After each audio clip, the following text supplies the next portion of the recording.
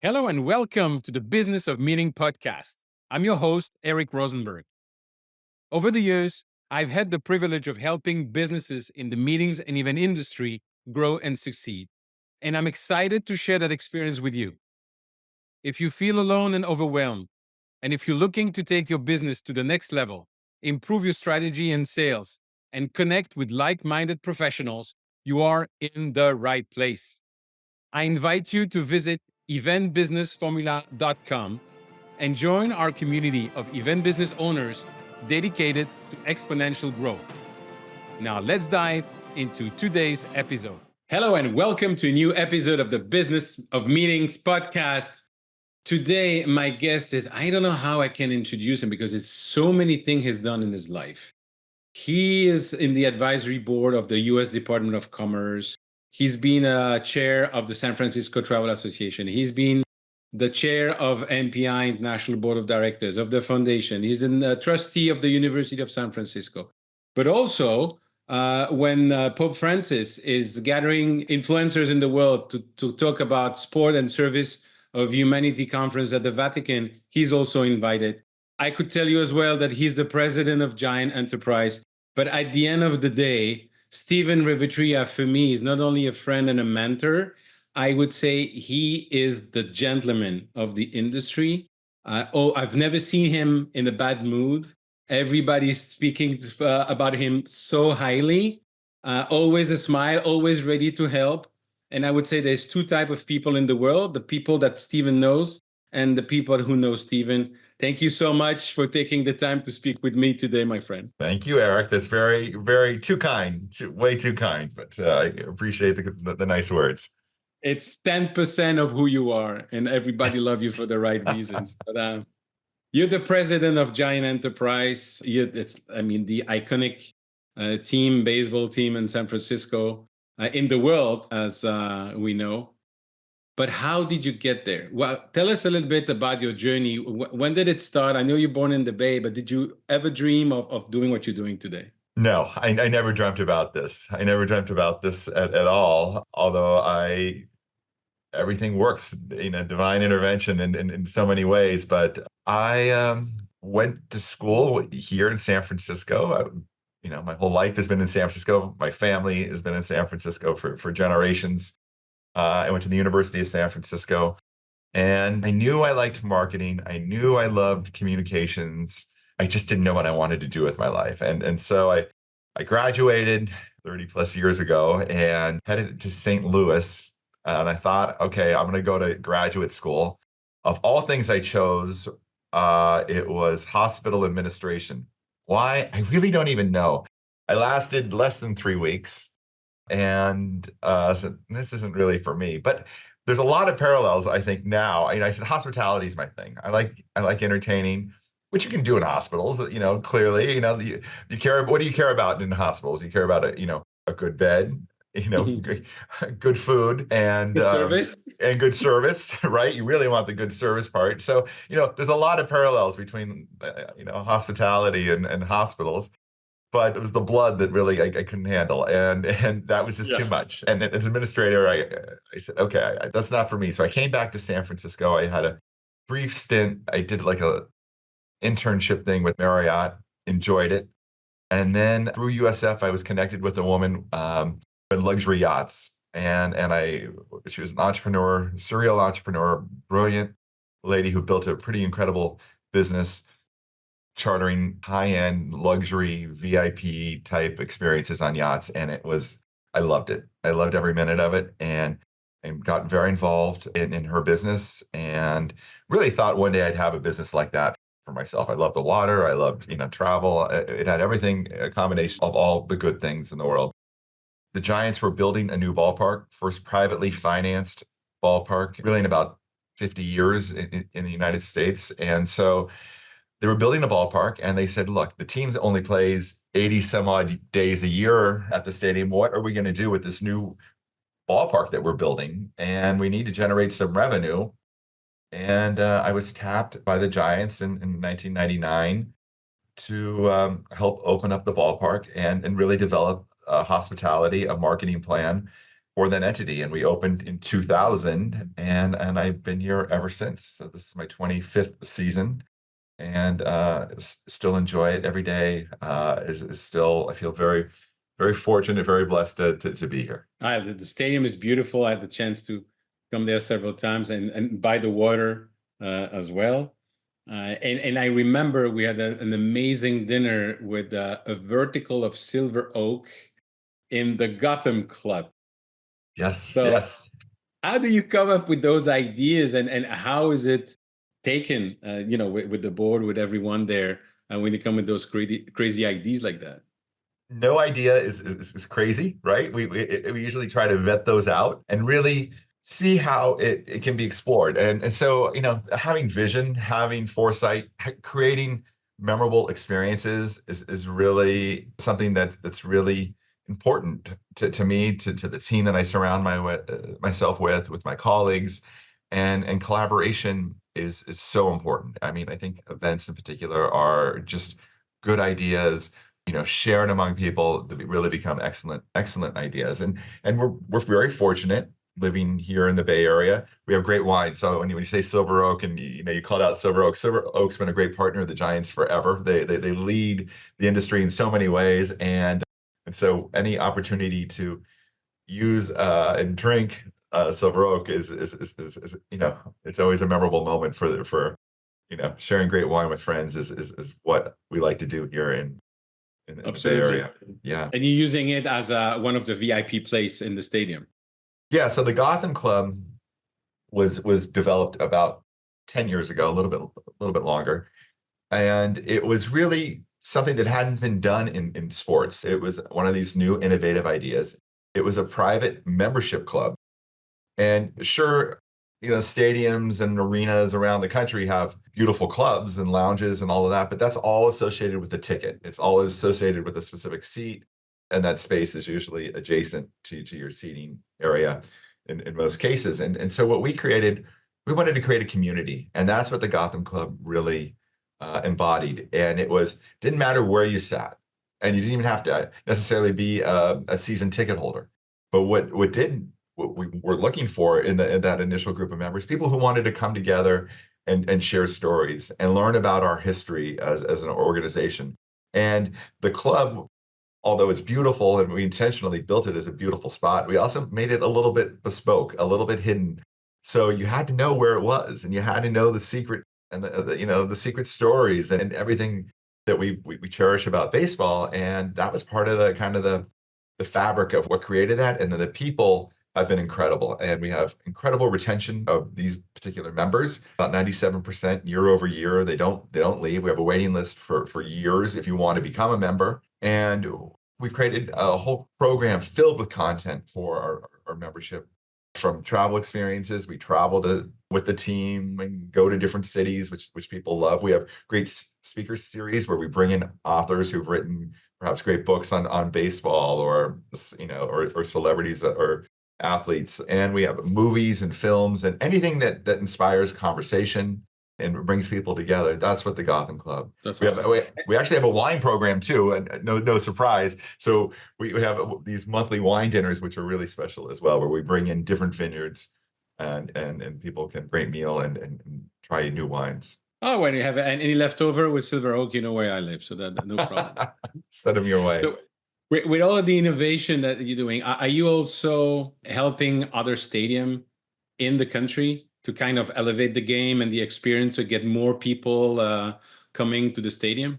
Yeah, the short answer is yes. And we were really pioneers in this space. Nobody had hired someone like me with a hospitality background in professional sports to really develop a team of people dedicated day in and day out to look at revenue generation beyond the primary purpose of that building, which was sports, was in our case baseball, right? I mean, it was clearly this was built as a baseball facility. What we've done with it is everything but, and that is what has made it special, and that's what other teams have reached out and continue to reach out, and I help them kind of develop what that looks like, how to get engaged with the meeting planning community, how to get engaged with the DMOs in their cities, and collaborate and help bring business to a city, because that's what we do. We're helping keep activity going year round. And, meetings are always happening everywhere. And we're very fortunate, right? And of course, we can talk about the pandemic at some point too, but how we innovated during that period of time. But Yeah. it is what we did. It was new at the time. Now it's almost become commonplace, but I do continue to help different franchises and other sports figure out how to monetize, their assets, primarily their venues and other, intellectual property. But you're talking about the pandemic earlier on. That professionally, also, you're the first person I called when I was working with the SaaS company and to have feedback. And then the pandemic hit a year later.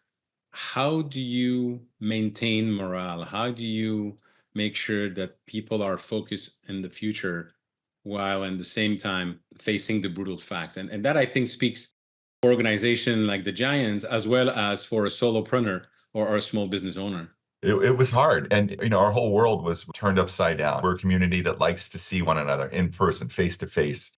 Meetings, I think, are much better when they're face to face. This is great over seeing you over Zoom because we don't see each other, you know, all the time. And I love seeing you, but it's not the same as when I get to see you in a week or two from now at a meeting, right? And Yeah, that's what's so special. That's unique. And that's where you can have these organic, conversations that don't necessarily happen in this forum, where you're not really getting kind of that sidebar conversation, that hallway conversation didn't really absolutely. occur during the pandemic. And that was challenging because people did feel isolated. They did feel alone. And so what we did, is we would put gift bags together. And we did this for our clients too. We would just, send them to their homes, boxes of stuff, and then we all open them at the same time, or we all enjoy, we talk about wine. We always send everybody a bottle of wine, and we have our own cocktail hour over Zoom. We did things like that just so we could have something to engage with, because that's what I think people were really missing during that time.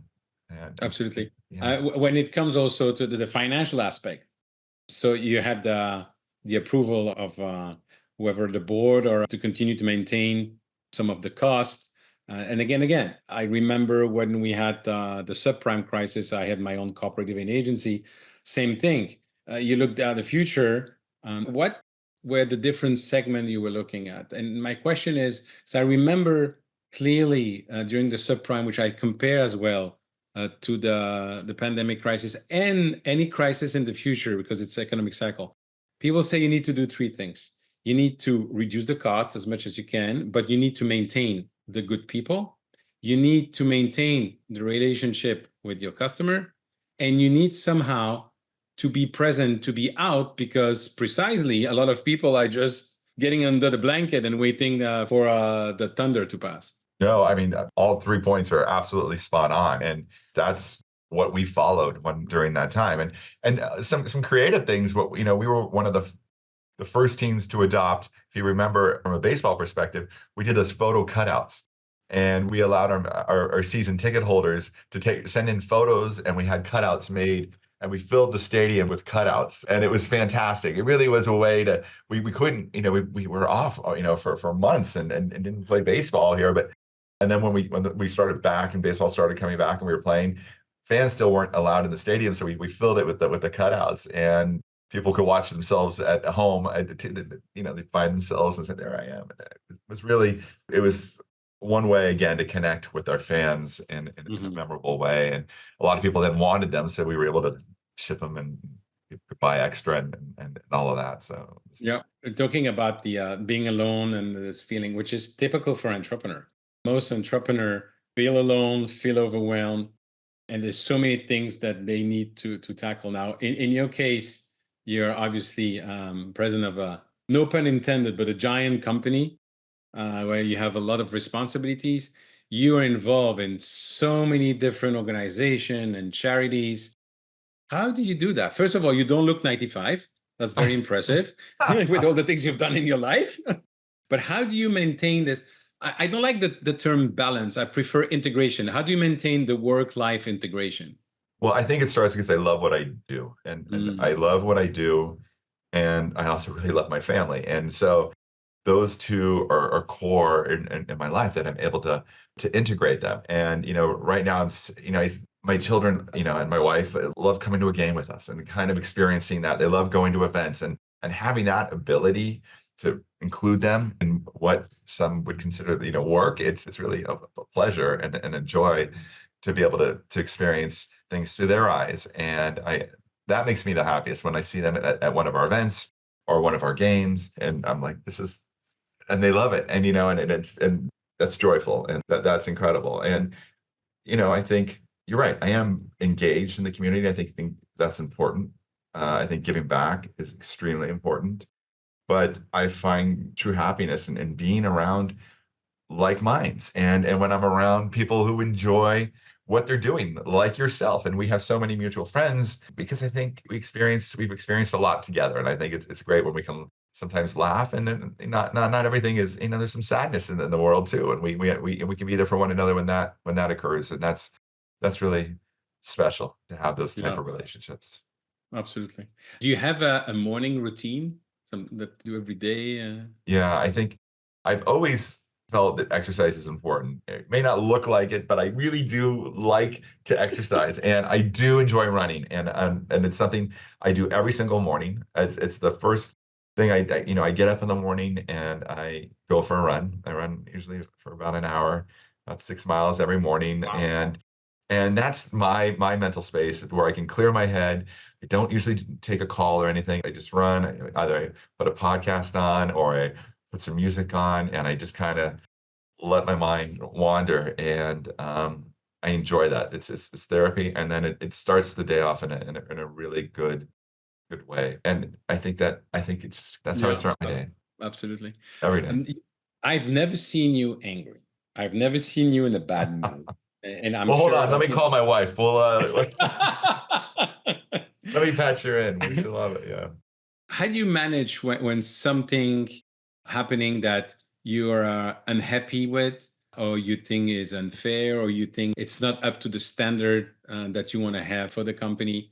How do you react to that? Yeah, at first I'd say relative to work, nothing is perfect, right? In life, nothing is perfect. And I think there was a time in my career where I wanted everything, I had this feeling that everything has to be perfect. And I think that brought me down a little bit. And because I never felt it was things were entirely ever set to the standards were way too high, not achievable in the set. And that sounds like a bad thing, but I think it's a realization that nothing's. And so when I accepted that, and that was, probably 15 years ago, I think it was like a burden had been taken off my shoulders too, because I think it actually freed me to create things that maybe in some way aren't perfect. Were never intended to be perfect. And I could do things that perhaps I was, afraid to do when it came to something creative or a different idea that I brought to an event or a meeting, or something to say, look, you may make a mistake here, but that's going to be okay. People will be forgiving if you're honest and you've tried hard and you looked at it through different angles. I think that's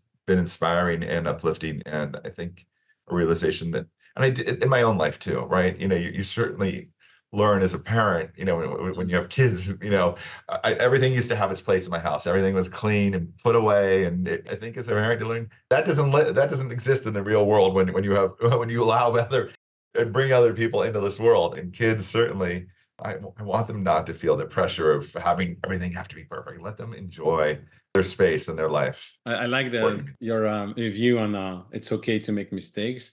And also, this is one of my favorite jokes that the three main different things to say are "I love you," "I'm sorry," and "Worcestershire sauce." I never been able to pronounce. But coming back to the "I'm sorry," whether it is with your kids or whether with your spouse or with your team, it's sometimes I think it hopefully more in the past. I look at it like it was if you're the leader, you have to be always right. You cannot excuse yourself. And now people realize that everybody's human and it's totally okay to make mistakes as long as you acknowledge it and you say, I'm sorry. Yeah.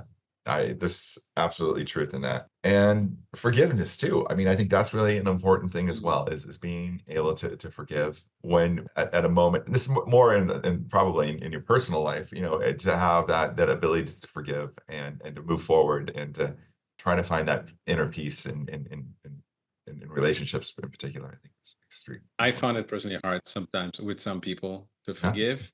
And to your point, it's basically destroying me from the inside, not the other person. That's So right. it's so if you forgive someone, it's actually very selfish, right? Can be. So we are in an industry where people say that since the pandemic, over 50% of people have left and new people have come on board. Have you seen that in Giant Enterprise? And how do you train new people in terms of the level of service and experience that you want to deliver? I've been very fortunate to have a really great team and colleagues that I get to work with every day. And that team has been pretty solid before the pandemic and Mm, remains pretty strong after. There are new people that we brought in, perhaps pre-pandemic, and maybe they were only here for a short duration.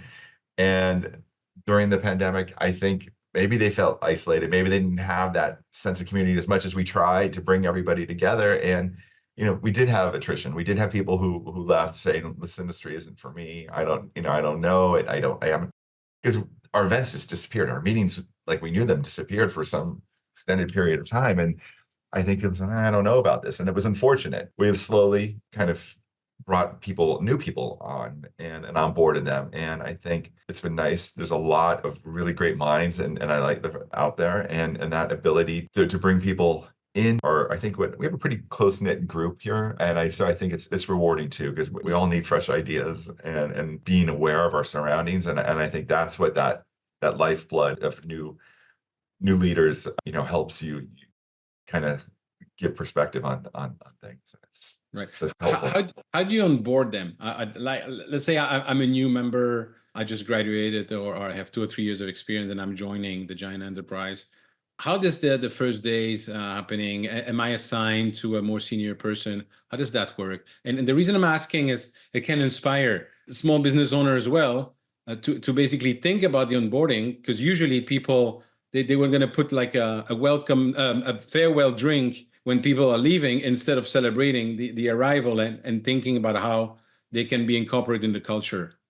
Yeah, we have a new member of the team joining today, a new salesperson who will be selling experiences and events. And after this call, I'll be going out to lunch with him today and with the team and celebrating them, learning about them so they can learn about us and Mm, get to know each other in casual settings, but also shadows some of our senior leaders, right? And people that are been doing this for a while, so they have experience with it.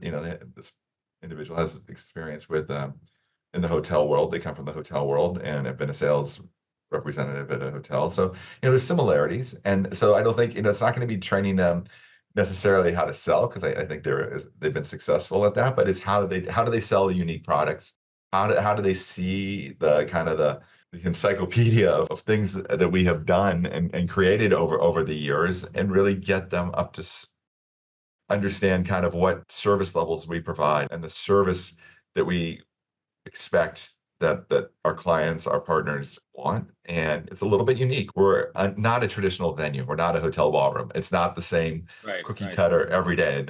And to my hotel friends, that's not a disparaging comment. It's just, we're a very unique physical space that it's very nuanced. And so learning that and learning how it operates is important to onboarding So, any Stephen, new you member. said that it's important to deliver on what people needs and what they want. How do you collect the feedback? And is there anything that you've changed at the park based on feedback you've received from customers? Every day we continue to evolve, and so after every event we have, or every meeting, whoever was the event manager for that particular meeting writes an evaluation through their eyes, their lens. They take photographs, they memorialize it.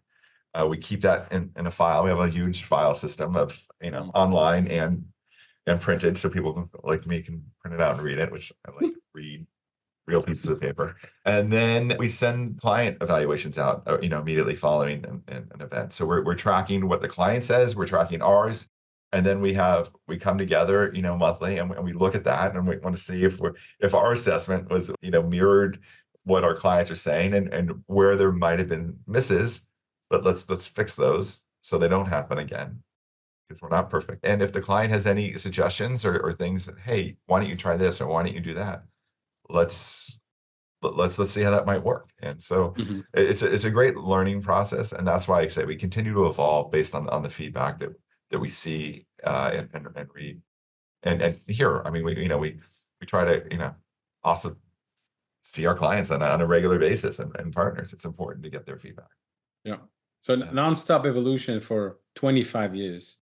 What is it that you would have loved to know at the beginning of your career and at the park that you know today because of all your experience? What I think how life has evolved, and maybe this is for some of us.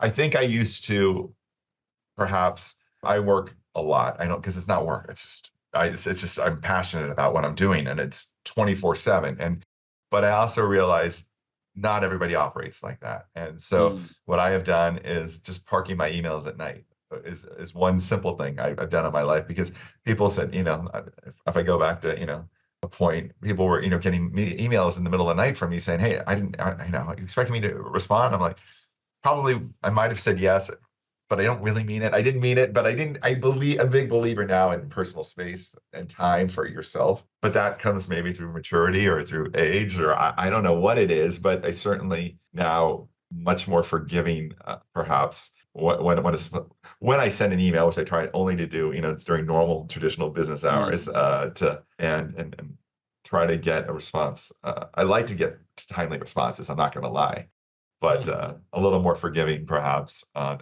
when they're sent. That's amazing. It's interesting that this timing of the response and the passion, which, by the way, makes me think of something important for any business owners listening right now. We got to a meeting, we got to a conference, we got to a trade show, get excited because we love it. To your point, it's a passion, and then we come back. We're going to do this and we're going to do that, and the person who was not at the conference doesn't share necessarily the same enthusiasm, and there's some kind of loss of what you're trying to tell them. So that's I don't know if you experienced that or the team has experienced that. Without a doubt, because I think also the meetings and events industry is extremely visual. So you'll see something, right? You'll Mhm. see a new product or something launched, or you'll hear a dynamic speaker. Well, how do you relate that when you come back into the office? And what I've learned is sometimes I'll bring that speaker to here to us, so everybody has the opportunity to hear them. Or if it's a new item that we should be using at our events, let's buy one or let's buy a couple and bring them here and let's try it out and see if it works and if it was as cool here as it was there, or small investments to hopefully inspire for the greater good. Mhm. Looking into the future, Stephen, what kind of evolution do you see in the game of baseball or in the stadium or in integrating technology? What do you see as the next evolution for the Giants? One thing that I think has been really interesting, and I think I've helped U.S. travel kind of understanding the unique intersection sports and travel can bring to a community and how prevalent it is, how people, I don't care if you're driving, your child to a volleyball or a soccer match, 100 miles away from your primary home, that's travel because you're probably going to spend Right. a weekend at that tournament in a hotel, experiencing maybe a town you're not familiar with. And I think, eating at restaurants you normally don't eat at, I mean, that's travel. That's travel, and people didn't register it perhaps as travel. It was to go taking my child to a tournament, right? And not realizing the impact that they have and what could be available to them in that particular town. So I think technology will help this in the future.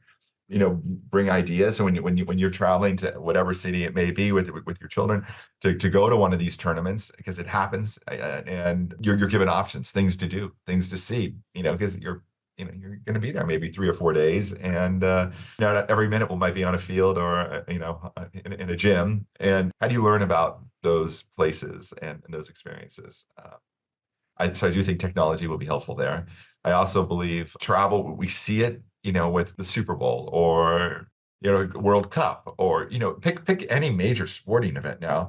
Mhm. People are traveling in for these. I mean, they're not happening in these, you know, obscure destinations, perhaps, without, sometimes hundreds of thousands of people also making a pilgrimage. I can't even talk today. Sorry, travel traveling there to watch any particular sport and probably spend a lot of time and money in doing that. So it's really interesting. And how do you capitalize on that, and how do you define that, and how do you make it safe and easy for people to come and go to these sporting events. Awesome.